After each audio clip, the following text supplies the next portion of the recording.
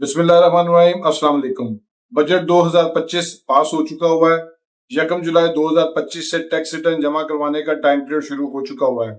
ये टाइम 30 सितंबर 2025 तक जारी रहेगा और 30 सितंबर 2025 इसकी डेडलाइन है।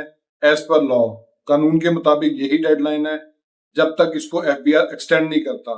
जो लोग अपने टैक्स रिटर्न इस डेट तक जमा नहीं करवाएंगे, 1 अक्टूबर 2025 को उनका स्टेटस इनएक्टिव हो जाएगा और अगर वो उसके बाद जमा करवा भी देंगे तो पूरे 1 साल तक उनका स्टेटस जो है वो लेट फाइलर ही रहेगा, वो रेगुलर फाइलर नहीं होगा। तो अब ये बात है कि क्या अभी आपको टैक्स रिटर्न जमा करवा देनी है या नहीं करवा देनी चाहिए, ये मैं आज आपके इस वीडियो में बताऊंगा। अपनी वीडियो शुरू करने से पहले मैं आपसे रिक्वेस्ट करूंगा, मेरे फेसबुक पेज को लाइक करें, यूट्यूब चैनल को सब्सक्राइब करें। दूसरा मेरी आपसे रिक्वेस्ट है कि अगर मेरी वीडियो से आपके लिए में कोई इजाफा होता है तो एक लाइक कर दिया करें या कमेंट कर दिया करें, इससे मेरी काफी हौसला अफजाई होती है। अब आ जाते हैं अपने सर टॉपिक की तरफ के आया आपको अपनी टैक्स रिटर्न अभी जमा करवानी चाहिए या नहीं करवानी चाहिए। इसका जवाब है नहीं करवानी चाहिए। उसकी 3-4 वजूहत है, वो मैं आपको बता दूं। सबसे पहले ये है कि एफबीआर की पासवर्ड पॉलिसी जो है ना वो चल रही है। हर 2 महीने बाद आपका जो है वो पासवर्ड एक्सपायर हो रहा है, जिससे टैक्स कंसल्टेंट्स को भी बड़ा मुश्किलात फेस करनी पड़ रही हैं। और इसके अलावा जो है जो लोग अपनी टैक्स रिटर्न खुद फाइल कर रहे हैं उनमें से ज्यादातर लोग जो है वो उन्होंने पिछले 1 साल में अपना लॉगिन ही चेक नहीं किया, वो अपनी एक्सेस जो है वो लूज कर चुके हुए हैं। उनको दोबारा से जो है वो अकाउंट अपनी री एक्सेस जो है ना वो करना पड़ेगा। नंबर 2 के ऊपर ये है कि जो लोग सेल्स टैक्स में भी रजिस्टर्ड है उनको क्यूआर कोड स्कैन से जो है वो काफी इश्यूज आ रहे हैं उनके, वो अपनी डिवाइस को रजिस्टर नहीं कर पा रहे। जो लोग एक से ज्यादा सेल्स टैक्स रिटर्न जो है वो फाइल करते हैं उनके लिए भी मल्टीपल डिवाइस रजिस्ट्रेशन का काफी इशू आ रहा है। नंबर 3 के ऊपर यह है कि जो इनकम टैक्स रिटर्न 2025 के लिए जो ड्राफ्ट जो है वो गवर्नमेंट ने जारी किया था थ्रू एफबीआर, उसके अंदर जो फाइनल ड्राफ्ट जो टैक्स रिटर्न का अपने लॉगिन में जो शो हो रहा है वो उसमें काफी ज्यादा चेंजिंग है, क्योंकि इन्होंने पुराने वाला ड्राफ्ट जो है वो शेयर किया था लोगों से, लेकिन जब हमने उसको ओपन करके देखते हैं अपने अकाउंट्स में जाके तो उसमें वो ड्राफ्ट बिल्कुल चेंज है। अब ये ड्राफ्ट काफी टेक्निकल है, बहुत से लोगों को अभी तक इसकी समझ नहीं है कि इस ड्राफ्ट को जो है उन्होंने कैसे फिल आउट करना है।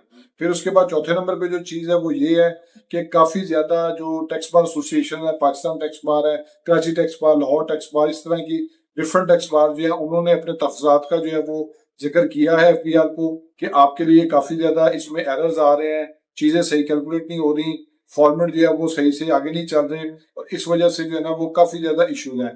तो आपने अभी तक अपनी टैक्स रिटर्न को जमा नहीं करवाना, क्योंकि जो लोग अपनी टैक्स रिटर्न को जमा भी करवा रहे हैं वो सिर्फ और सिर्फ उसको आउटबॉक्स में एक अनसबमिटेड डॉक्यूमेंट की तरह जो है वो शो कर रहा है, वो उसको सबमिटेड फॉर्म में जो है वो शो नहीं कर रहा। अब इसमें जो एरर्स आ रहे हैं, जो इसमें गलतियां आ रही हैं, इसकी एक बहुत बड़ी वजह यह है कि लोगों के पास क्रॉस टैली करने के लिए अभी तक इनकम टैक्स ऑर्डिनेंस जो है वो एफबीआर ने, जिसमें जो है वो फाइनेंस एक्ट के तहत जो अमेंडमेंट की गई हैं वो अभी तक जारी ही नहीं किया है। और जो इसमें चीजें उन्होंने जारी की हैं वो इस हिसाब से है कि लोगों को अभी तक वो जो चेंज होगी उसमें चेंज के हिसाब से उनको पता ही नहीं चल रहा।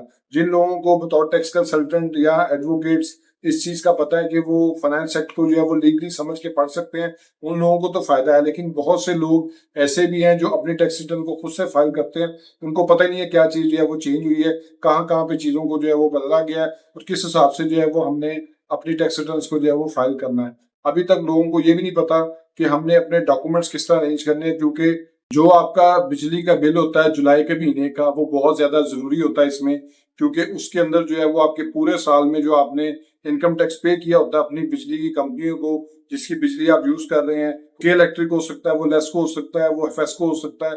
तो इस वजह से उसका जो है ना वो अभी तक बिल नहीं आया है, तो वो आपके पास एक इम्पोर्टेंट डॉक्यूमेंट जो है वो मिसप्लेस्ड है, अभी वो आपके पास नहीं है।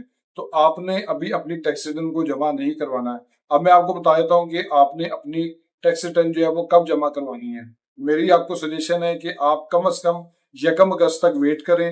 अभी 10-12 दिन 15 दिन जो भी ट्रायल बेस में चीजें चेक की जा रही हैं गवर्नमेंट की तरफ से, पंजाब इंफॉर्मेशन टेक्नोलॉजी बोर्ड है, एफबीआर की अपनी टेक्निकल टीम है जो सारे मामले को देख रही है, तो उसको जो है वो अभी आप वेट करें, अभी आप टैक्स रिटर्न को जमा ना करवाएं।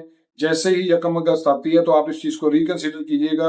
हो सकता है उस टाइम फिर मैं आपको एक और वीडियो में बताऊं कि आपने इस फॉर्म को जो नया आया है उसमें वो किस तरीके से चेंजिंग जो हुई है उसको आपने देखना है, तो आपने फिर उसको उसके मुताबिक जो है वो फिल करना है, क्योंकि बहुत सी जगह पे डबल एंट्रीज आ रही हैं, कहीं पे फार्मूले जो है वो प्रॉपर कैलकुलेट नहीं हो रहे, जब हम कैलकुलेट करते हैं तो वो जो रिजल्ट है वो उसका जो है वो गलत शो कर रहा है। वेल्थ स्टेटमेंट में भी जो प्रॉपर्टीज ऑलरेडी एडिड है उसको दोबारा से ऐड करने का कह रहा है। कैपिटल एसेट के हवाले से काफी ज्यादा जो 7E के मामला आता है वो उसका फॉर्म में शो नहीं हो रहा।